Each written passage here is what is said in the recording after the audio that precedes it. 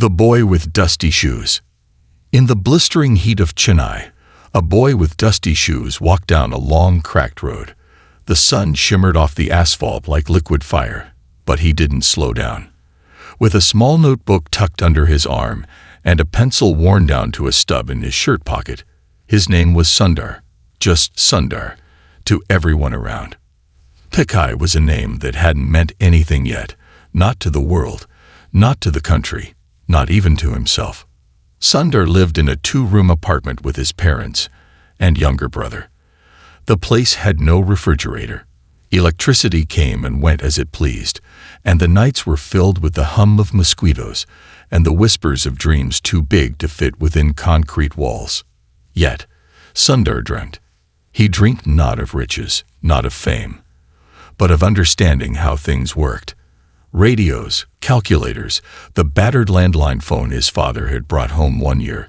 It was the closest thing to magic he had ever known. He could spend hours simply taking it apart and putting it back together, fascinated by the harmony of circuits and copper. His father, Raghunathan Pichai, worked as an electrical engineer at GEC, and though the salary was modest, the wisdom he carried was anything but.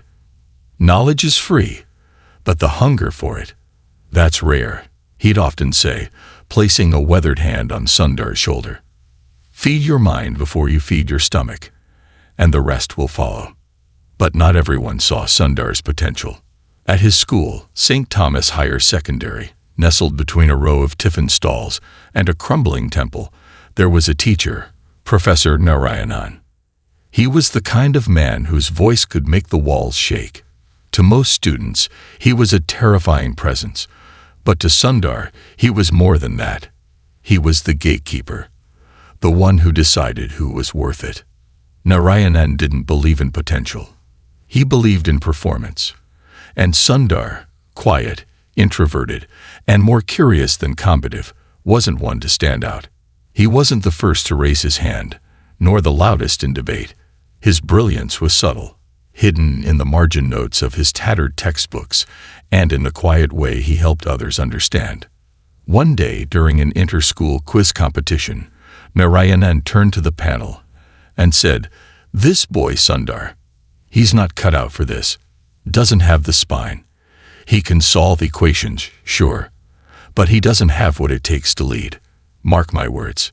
Sundar heard it. He had stayed behind after school to retrieve his lunchbox and had caught the words like shards of glass. He stood frozen behind the door, his grip tightening on the rusted handle. It hurt. Not because it wasn't true in that moment, but because it might become true if he believed it. That night, he didn't sleep. Instead, he opened his science textbook, but not to study. He scribbled something on the back page. "They don't have to believe in me. I do." Chapter 2. The Quiet Struggle. The years passed, but Sundar didn't forget the sting of that moment. Every time he was underestimated, every time someone ignored him in favor of someone louder or flashier, he remembered those words. College was the next mountain. He got into IIT Kharagpur, one of the most competitive and prestigious engineering institutions in India. It was the kind of place that forged leaders, entrepreneurs, and trailblazers, but also where egos clashed like thunder. When Sundar arrived on campus, he felt out of place. Students from wealthier backgrounds arrived in jeans and polished English. Sundar came with 2 pairs of clothes, a battered suitcase, and a deep knowledge of metallurgy. He rarely spoke in class, but his answers were always right. He didn't party, but he stayed up reading research papers. He wasn't charismatic, but he was dependable. In the group project for Professor Ray's Advanced Materials course, Sundar did all the calculations while others prepared the slides. During the presentation, they forgot to mention his name. He didn't say a word, but the professor noticed. After class, she called him aside. "Sundar, your classmates took credit for your work. Why didn't you speak up?" He looked down. "Because the work speaks louder than I ever could." She smiled. "True, but one day you'll need to raise your voice, not to boast, but to lead." That conversation stayed with him. Chapter 3. The First Step to the World. After college, Sundar applied for a scholarship to Stanford.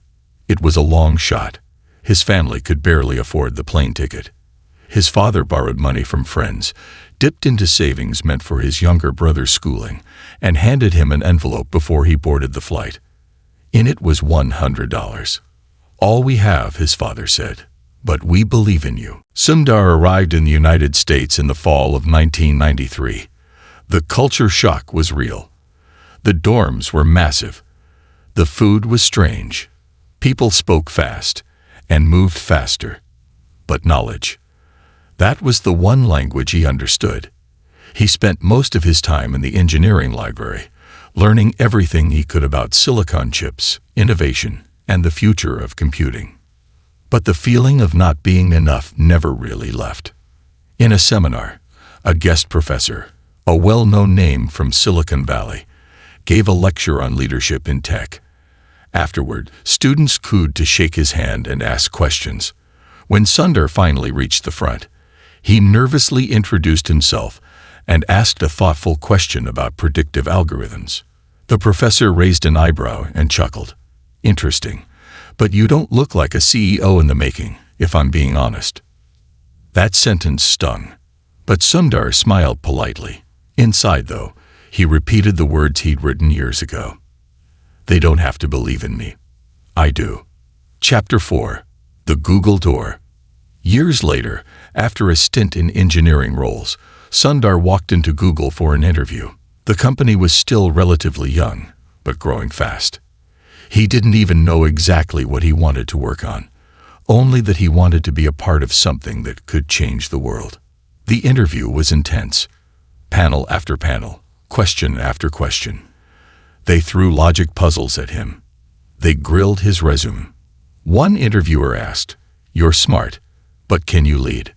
It echoed again, the old judgment from Professor Narayanan. Sundar took a breath. Leadership isn't about being the loudest. It's about listening deeply, thinking clearly, and making decisions that help others do their best work. The room went quiet. 2 weeks later, he got the job. And the rest, as they say, was history in the making. But history isn't made in a day, and certainly not by someone who lets old wounds define them. Sundar wasn't done proving himself, not to the world, but to the voice inside that still whispered, "You're not enough." The quiet flame within. In the buzzing corridors of Google's Mountain View campus, the energy was unlike anything Sundar had experienced before. It was a controlled chaos of whiteboards scribbled with code, engineers in mismatched socks huddled in intense debates, and meeting rooms named after obscure cultural references. It was a culture that thrived on audacity and disruption, a place where the boldest voices often carried the most weight. And into this fray walked Sundar, soft-spoken, observant, and grounded in a humility that was rare even in a company built by brilliant minds. His first few weeks were challenging, not because he lacked the intelligence or capability, but because he wasn't yet fluent in the unspoken language of corporate ambition. In brainstorming sessions, while others fought to make their ideas heard, Sundar listened, deeply and patiently, only to interject with a calm, razor-sharp insight that often redirected the entire discussion. It wasn't showy, and it didn't always get immediate recognition, but those who paid attention began to notice the pattern. When Sundar spoke, progress followed. Assigned initially to work on the Google Toolbar, a small project by the company's standards, Sundar didn't complain about starting at the periphery. Where others might have seen a dead-end role, he saw an opportunity to understand the company from its roots. He immersed himself in the product, analyzing how users interacted with it, identifying inefficiencies, and proposing subtle changes that dramatically improved the experience. He didn't just optimize code, he optimized thinking. But perhaps more important than what he did was how he did it. Sundar refused to climb over others to rise. In meetings, he made space for quieter voices. When junior engineers struggled, he mentored them without condescension. If someone's idea outshined his own, he was the first to champion it. His sense of self was not tied to applause, but to the quiet satisfaction of knowing that something had been made better because he was involved. that earned him both respect and curiosity. Who was this man who worked as though the credit didn't matter, whose ego seemed to evaporate in favor of efficiency and collaboration? In a world that often rewarded bravado, Sundar's gentleness was disruptive in its own right. Some executives saw him as too passive. One senior manager once joked during a product review, "He's sharp, no doubt. But can he lead a revolution, or will he just quietly tinker in the background?" The comment wasn't made with malice. It was the product of a culture that mistook silence for weakness. Sundar, as always, didn't respond in anger or defensiveness. He simply worked harder, smarter, and more collaboratively. Over time, the changes he suggested to the toolbar led to increased usage across the globe, particularly in emerging markets, places Sundar instinctively understood because he had lived that reality. He knew what it meant to have limited bandwidth, to wait for pages to load, to use shared computers in dusty internet cafes. His insights weren't theoretical, they were lived. That understanding culminated in a moment that would quietly reshape the internet. Sundar began to advocate for a bold, radical idea. What if Google didn't rely on users installing a toolbar or setting a homepage, but instead created its own web browser? Something clean, fast, and user-focused. At the time, Internet Explorer dominated the market, and the idea of building a new browser felt like launching a paperboat into a storm. Internally, there was skepticism. Resources were limited, and the company was focused on other moonshots. But Sundar didn't pitch the idea with grand theatrics. Instead, he built trust. He presented data. He listened to concerns. And slowly, he gathered a team, a small band of engineers who believed in the vision and believed in him. It was a slow burn, not a spark. He named it Chrome. The development wasn't without setbacks. Early builds crashed. Code clashed. There were nights when Sundar slept in his office chair, tweaking UX designs and poring over performance metrics. Through it all, he remained steady, never raising his voice, never assigning blame, always moving forward. Where other leaders might have rallied their teams with dramatic speeches, Sundar led with quiet conviction. He asked questions instead of giving orders. He inspired not by demanding excellence, but by embodying it. When Chrome finally launched, the world noticed. It was fast, clean, intuitive.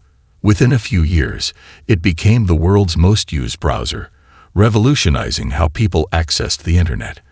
And while the headlines celebrated Google's triumph, those within the company knew it had been Sundar's clarity, his resilience, and his humble leadership that had made it possible. Recognition followed, but with it came new challenges. As Sundar's profile rose, so did expectations. He was no longer the quiet engineer in the corner. He was now a leader being watched by thousands. The same voices that once doubted him now scrutinized his every move. And amidst the praise, a new kind of pressure crept in, the pressure to maintain perfection. But Sundar didn't chase perfection. He chased purpose. That mindset became especially evident during a particularly volatile time at Google.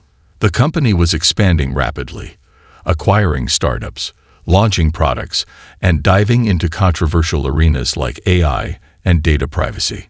Internal debates turned into public headlines. Employees protested decisions. The culture, once rooted in innovation, seemed to tremble under the weight of its own scale. Many executives responded with press statements and damage control. Sundar responded with something simpler: listening. He walked the campus, not flanked by assistants but often alone. He joined small team meetings, not as a supervisor, but as a curious peer. When tensions rose, he didn't deflect. He faced the hard questions, even when there were no easy answers. And through it all, he kept building, not just products, but trust. It was during this time that an unexpected letter arrived on his desk. Written on yellowing paper, the handwriting familiar and deliberate. Dear Sundar, I watched your recent keynote. The way you carried yourself, the clarity of your thought, the poise, it was exceptional. You've grown into something remarkable, and I must admit, I was wrong. Deeply wrong. With respect, Professor S. Narayanan. Sundar held the letter for a long moment, his expression unreadable. The past never truly leaves us, but sometimes it bends. Not out of regret, but out of revelation. He didn't frame the letter. He didn't display it. He placed it in a drawer beneath a notebook he still carried. A notebook with a phrase scribbled on the back page. They don't have to believe in me. I do. Because by now, the world had begun to believe. But more importantly, Sundar had become someone who never stopped believing in the strength of his quiet fire. The weight of the crown. In the landscape of technology, where change moves faster than memory and power often outweighs purpose, few transitions are as treacherous as the ascent from respected leader to corporate titan. For Sundar Pichai, that moment came like a silent sunrise, gradual, glowing, and inevitable. By the time he was offered the role of CEO of Google, and later Alphabet, the world already knew his name. But very few truly understood the man who bore it. Accepting the mantle of leadership at such a scale was never part of some grand personal blueprint. Sundar had not risen through the hierarchy by manipulation or maneuvering. He had simply done the work, built relationships rooted in trust, and let his integrity speak more loudly than any pitch ever could. But as the responsibilities multiplied, so did the magnitude of decisions placed upon his shoulders. No longer was he simply leading product teams or launching innovations like Chrome or Android. He was now responsible for the direction of one of the most powerful, influential companies in the world. There was no instruction manual for the weight of it. No playbook for balancing freedom of speech with content regulation, for encouraging innovation while guarding against the moral consequences of unchecked algorithms. And yet, every day, Sundar entered the Googleplex with the same quiet presence that had defined his earliest days. He didn't arrive with security entourages or a storm of assistants. He still walked with his hands in his pockets, sometimes pausing to listen to interns pitching half-formed ideas in the cafeteria, nodding thoughtfully before offering a word of encouragement. But behind those gentle eyes, the world now loomed. Its conflicts, complexities, and contradictions condensed into spreadsheets, data dashboards, and headlines. In a single week, he could be asked to testify before Congress about antitrust laws, meet with world leaders about misinformation and cyber ethics, and then return to Mountain View to discuss the next generation of machine learning chips. Each demand was urgent. Each decision had consequences. What sustained him wasn't ambition, it was perspective. Sundar never forgot where he came from. Even when speaking on global stages, with lights flashing and cameras recording, his mind would sometimes drift to that small apartment in Chennai, the smell of his mother's cooking, the soft sound of radio static, and the notebook he carried through monsoon-soaked streets. It grounded him in a way no title could. Still, not every battle was external. Perhaps the greatest challenge of Sundar's leadership was invisible, the tension between progress and conscience. As Google ventured into artificial intelligence, quantum computing, and other revolutionary fields, there emerged a growing concern, both within and beyond the company, about the ethical boundaries of such power. Employees began organizing walkouts. Activists demanded transparency. Governments raised their voices. In a heated internal meeting regarding a now infamous defense contract, Sundar listened as team members debated fiercely over the company's role in developing technologies that could be weaponized. The room was filled with emotion. Some voices trembled with fear, others shook with fury. After more than an hour of debate, the room quieted, eyes turning towards Sundar not with expectation, but with something deeper, hope that he would not just lead, but choose the right path. He stood without notes. He didn't clear his throat or adjust his posture. He simply began to speak. "We are not here just to build products," he said, his voice low but firm. "We are here to build the future, and that means every decision we make today must be one we can explain with pride 20 years from now, not just to regulators or shareholders, but to our children, to our communities, and to our own reflection in the mirror." There was no applause. There was only silence, weighted, reverent, and rare. Because in that moment, Sundar didn't sound like a CEO. He sounded like a man who understood that leadership is not about the power to act, but the courage to pause. And yet, for all his balance and wisdom, Sundar remained, in many ways, an outsider in the circles of traditional corporate power, while others threw lavish launch events and waged loud battles on social media. Sundar chose quiet victories. He didn't trade in bravado. He traded in vision. This sometimes frustrated those who believed leadership needed a stronger spectacle. But for every critic, there were hundreds who had worked under him and emerged better for it, not because he changed their ideas, but because he nurtured them. That was perhaps his truest legacy, not the technologies he built, but the trust he inspired. From engineers in Nairobi to interns in Jakarta, from women coders in Bangalore to data scientists in Sao Paulo, people looked to Sundar and saw a version of leadership that didn't need to roar. It only needed to resonate. Still, he was not immune to exhaustion. There were nights he sat alone in his office, long after the rest of the campus had gone to sleep, staring at city lights blinking on the horizon. Some nights he'd call his father, just to hear the steady voice that once guided him through science textbooks and lessons about dignity. Other times, he'd take out the notebook. Yes, he still had it, and run his fingers over the faded ink on the back page. They don't have to believe in me. I do. It wasn't just a motto anymore. It was a reminder that the journey had never been about proving someone else wrong. It had always been about remaining true to the core of who he was. A boy from a modest home who had dared to imagine beyond circumstance. A man who didn't conquer the world, but who chose to shape it, with empathy, integrity, and relentless curiosity.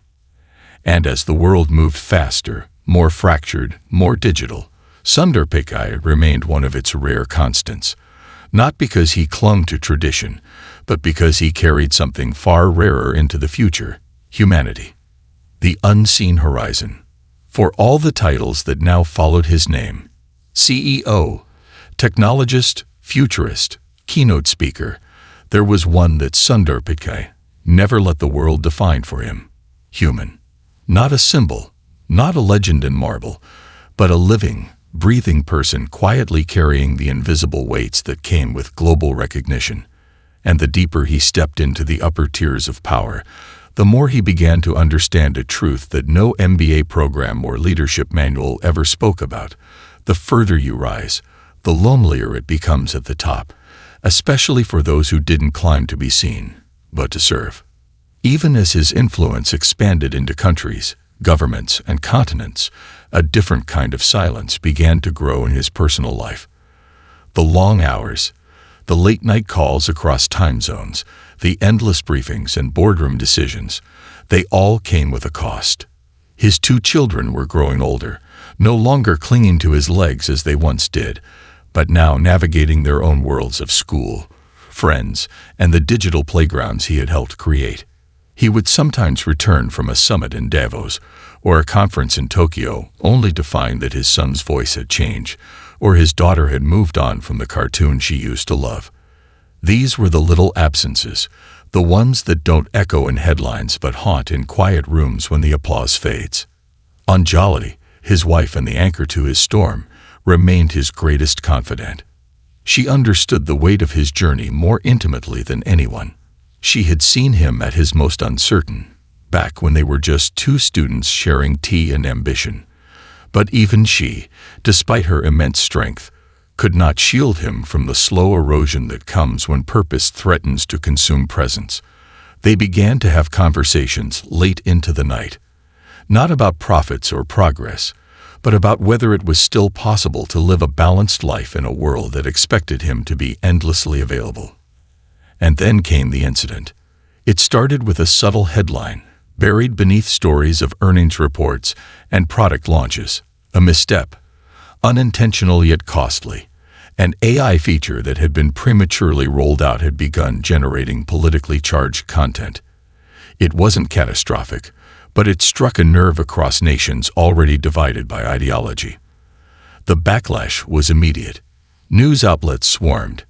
Analysts dissected the company's moral compass. Politicians demanded accountability.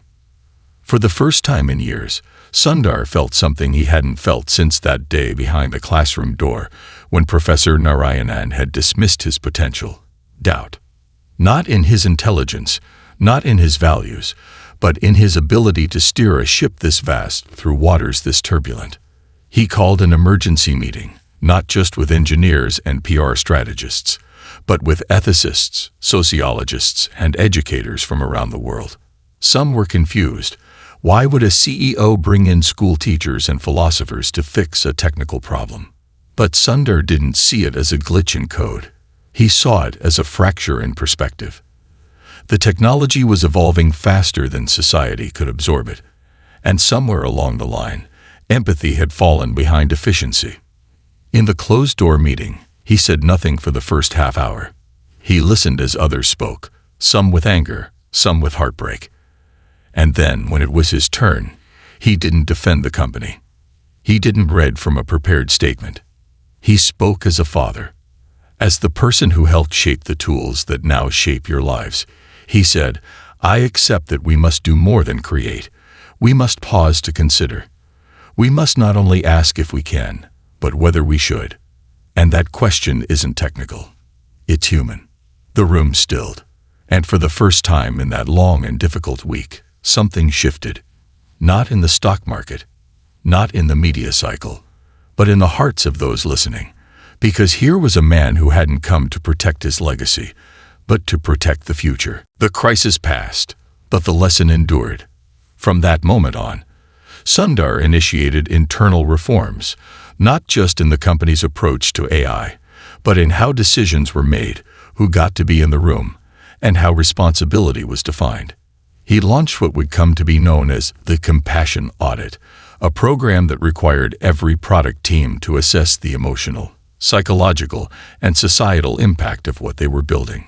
Critics initially scoffed, calling it idealistic, performative.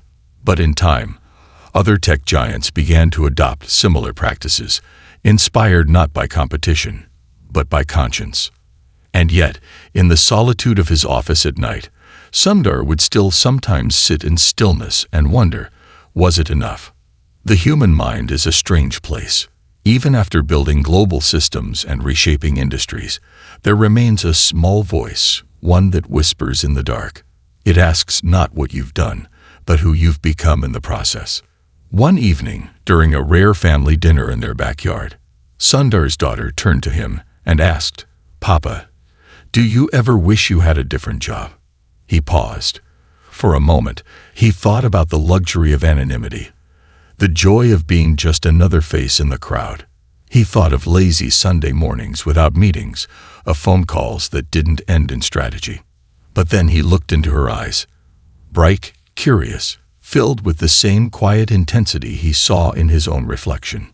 And he said, "No, not because it's easy, but because if I don't do it, someone else will. And I want the world you grow up in to be shaped by people who still care about the right things." In that moment, he wasn't a CEO. He wasn't a visionary. He was a father trying to leave behind something more enduring than legacy, a conscience.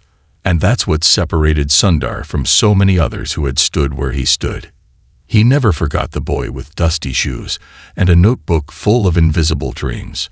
And he never stopped being him. When the world speaks in code, the year was unlike any before it. The world had entered a new phase, one where the digital and the physical were no longer separate but seamlessly intertwined.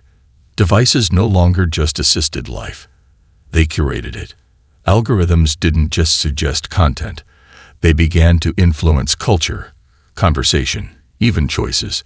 Nations leaned on data more than diplomacy. Children learned more from search engines than they did from textbooks. And in the center of that whirlwind sat Sundar Pichai, not as a spectator, but as one of the architects of the era. Each day brought with it a new dilemma, technological, ethical, existential. The questions no longer came from engineers or executives alone. They came from teachers, parents, students, philosophers, policymakers, and artists. What does it mean to be human in a world where machines understand emotion? Should we give AI the power to diagnose illness, to write music, to make decisions once reserved for flesh and intuition? And the most daunting question of all, just because something is possible, does that mean it should be done? Sundar found himself waking earlier and sleeping later, not because he feared failure, but because he feared losing the thread. The delicate golden thread that connected all innovation to its original purpose, to serve humanity. He began journaling in the quiet hours before dawn, long handwritten pages that no one would read. They weren't notes for speeches or ideas for new platforms. They were reflections, deep, searching, sometimes uncertain. In them, he wrote about his childhood, his teachers, his parents' sacrifices, the forgotten joys of pre-digital life, the smell of old paperbacks, the feeling of wind on a train ride without earbuds in his ears. He began to realize that progress, if not checked by wisdom, could become its own form of regression. The future, if built without humanity at its core, might only deepen the isolation it promised to cure. That thought crystallized during a visit to a school in a remote village in northern India. The initiative had been part of Google's Internet Sathi program, aimed at empowering rural communities through digital access. Sundar had insisted on visiting personally, despite the concerns of his staff who preferred remote briefings and data dashboards. He wanted to see the faces, hear the accents, feel the dust under his shoes again. As he walked through the narrow dirt path lined with neem trees, he was greeted by a dozen schoolchildren, each holding a tablet donated by the program. A young girl named Kavya approached him, her eyes wide, her fingers trembling slightly as she opened an educational app and demonstrated how she could now read English poetry aloud. There was pride in her voice, but also a hint of nervousness. Was she getting it right? Sundar knelt down and smiled, not with the air of a tech giant, but with the humility of someone witnessing a quiet revolution. Later, in a modest room that served as the village library, the teacher spoke to him candidly.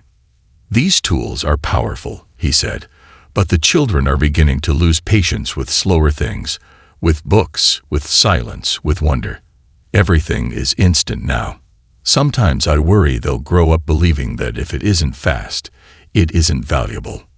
That single sentence sat with Sundar longer than any shareholder report or keynote applause. It struck a chord in the part of him that still believed in handwritten notes and meaningful pauses. When he returned to Silicon Valley, something within him had shifted. He called for a strategic retreat, not to discuss products, profits, or quarterly goals, but to engage in what he called the human blueprint. He gathered thinkers from diverse backgrounds: monks, farmers, poets, scientists, therapists, historians, activists. The agenda was not to brainstorm the next app, but to ask the oldest question: what does a meaningful life look like in a digital age? Some executives balked. "This is not scalable," one whispered. Sundar responded quietly, "Maybe not, but it might just be sustainable." The sessions that followed were unlike anything the company had ever hosted. Ideas flowed not from whiteboards, but from story circles. People spoke of their grandparents, of childhood memories, of heartbreaks and healing. And somewhere in those conversations, a new philosophy began to form, one that sought not to digitize every human experience, but to humanize every digital experience. Sundar began implementing subtle but profound changes. Notifications were redesigned to encourage intentionality rather than addiction. New features were introduced that nudged users toward rest, toward eye contact, toward conversation. Content algorithms were adjusted not to simply chase engagement, but to elevate education, empathy, and creativity. It wasn't about censorship. It was about stewardship. Predictably, critics emerged. Some called it idealism, disguised as innovation. Others accused the company of moral grandstanding. But Sundar didn't flinch. He knew that when you change direction, even slightly, the world notices. And in that notice, sometimes, begins transformation. And still, amidst all this evolution, he carried with him the same notebook he had started decades ago. Now worn, its edges curled and yellowed, It had become a symbol not of where he had been, but of who he had chosen to remain. In its final pages, he began writing a new sentence beneath the words he had scribbled as a teenager. "They don't have to believe in me. I do." Now followed by, "But I must also believe in them, because the world we shape is the world we leave behind." It was no longer about proving anyone wrong, not the professors who once doubted him, not the critics who underestimated his quiet ways, not even the shadows of self-doubt that still occasionally crept into his heart. It was about using every opportunity, every ounce of influence, not to elevate himself, but to elevate the world just a little closer to its best version. And so, as Sundar stood once again on stage, preparing to deliver yet another global address, not to showcase a product, but to unveil a new philosophy for tech built on empathy and ethics, he wasn't nervous. He wasn't rehearsed. He was simply ready. Not because he had all the answers, but because, for the first time, the world seemed ready to ask the right questions. The echo beyond the name. It had been nearly 3 decades since Sundar Pichai had walked into a small office as a quiet engineer, filled more with questions than answers, driven not by a desire to be seen, but by an unshakable need to understand. Now, as he looked out from the window of his home, far removed from the hum of data centers and the flicker of corporate dashboards, he saw not charts or trends, but the gentle rustle of trees, the slow movement of clouds, and the natural stillness that technology had never quite been able to replicate. The world outside was moving, perhaps faster than ever, but inside him, something had changed. Something had settled, not in the form of complacency, but in the profound realization that legacy was not measured in market share, but in meaning. The world had come to know his name, to associate it with vision, resilience, and an almost impossible balance between technological precision and human tenderness. But Sundar had never truly chased the spotlight. He had always seen himself as a custodian of values, of possibilities, of the sacred responsibility that came with innovation. And now, standing at the summit of his career, there was a truth he could no longer ignore.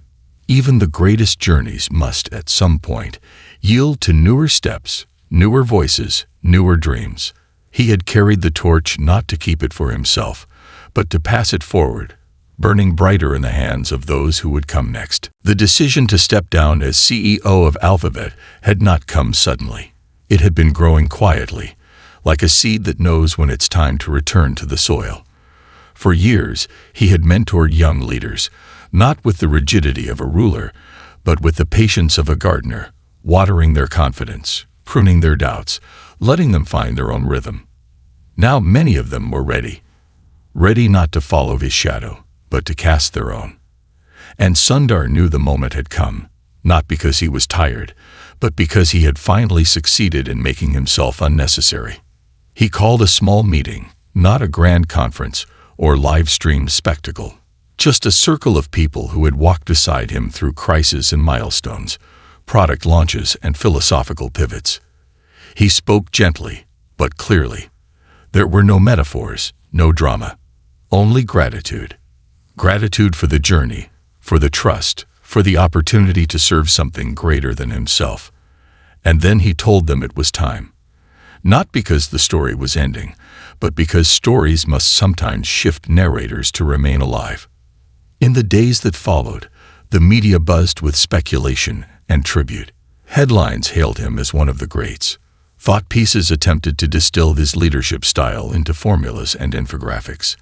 Yet none of it truly captured the essence of the man who had once written a single sentence in the back of a schoolbook to remind himself to keep going. That same notebook, now fragile with age, still sat on his desk. Its cover had softened, its corners rounded from years of wear, but its spirit remained intact. After the formalities, Sundar disappeared, not in the sense of vanishing, but in the way mountains disappear into mist.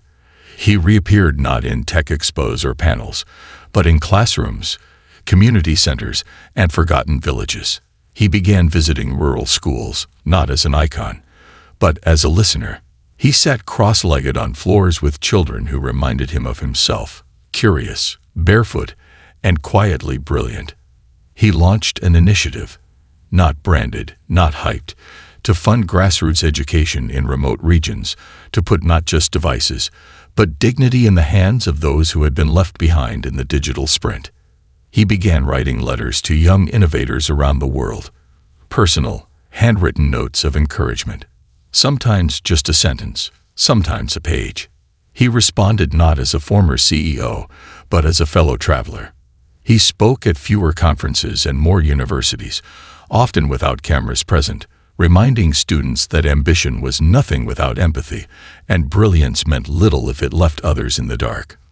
One evening, during a return visit to IIT Kharagpur, he stood alone in the hallway of his old dormitory, brushing his fingers against the chipped paint of the walls that had once echoed his late-night thoughts.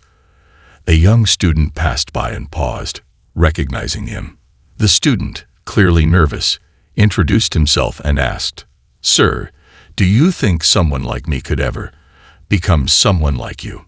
Sundar smiled, not out of pride, but out of recognition. He saw the same uncertainty, the same fire. "You don't need to become someone like me," he replied.